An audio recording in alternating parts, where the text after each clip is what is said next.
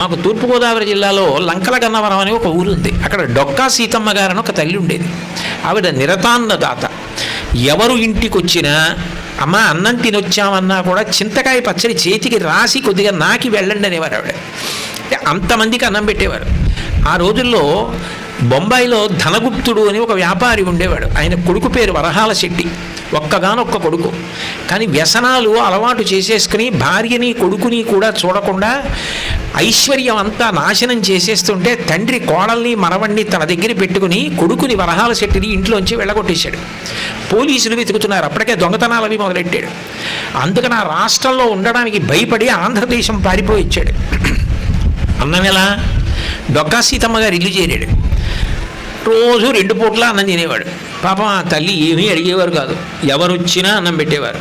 చక్కగా 2 పూట్ల అన్నం తింటున్నాడు. కానీ వ్యసనం అది ఎక్కడికి పోతుంది? కొన్నాళ్ళు అయ్యేటప్పటికీ కడుపు నిండా అన్నం దొరుకుతోంది, కానీ మద్యపానం చేసి చాలా రోజులైపోయింది, చెయ్యాలనిపించింది.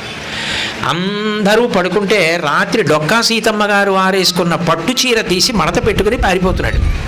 వాడి దురదృష్టం, అక్కడ పడుకున్న వాళ్ళ చేయి తొక్కాడు. అందరూ లేచి పట్టుకున్నారు. ఇంతటి మహాపుణ్యశీలి ఆవిడ చీర ఎత్తుకుపోతున్నావా అని స్తంభానికి కట్టేసి దేహశుద్ధి చేశారు. అందరూ తల దెబ్బ వేశారు. ఈ అలజడికి సీతమ్మ గారికి తెలివి వచ్చింది. ఆవిడ బయటకు వచ్చారు. ఒంటి మీద తట్లు తేరి ఉన్నాడు ఆయన. వెంటనే ఆవిడ గబగబా వచ్చి కట్లు విప్పేసి అతన్ని లోపలికి తీసుకెళ్ళి, ఏ తల్లి కన్న బిడ్డో, ఇంతమంది ఇలా కొడుతుంటే ఆ తల్లికి తెలిస్తే ఎంత ఏడుస్తుందో, ఎందుకురా నాయన ఇటువంటి తప్పులు నేర్చుకున్నావు, ఎందుకు నేర్చుకున్నావురా, మీ అమ్మ ఎంత ఏడుస్తుందిరా అని ఆవిడ పెరట్లోకి తీసుకెళ్ళి పీట వేసి కూర్చోపెట్టి ఒంటికి నూనె రాసి తలస్నానం చేయించి వేడి నీళ్లు పోసి ఒళ్ళు తుడిచి వాళ్ళ ఆయన గారిని అడిగి పట్టుపంచి ఇచ్చి 50 రూపాయలు ఇచ్చి కళ్ళమ్మ నీళ్లు పెట్టుకుని, కన్న తల్లిలా ఇంకెప్పుడూ తప్పు చేయకురా తండ్రి, ఇలా దెబ్బలు తినకరా నాన్న, జీవితంలో వృద్ధిలోకి రారా అని పట్టుకుని ఏడి చేస్తే వాడి మనసు కరిగిపోయింది.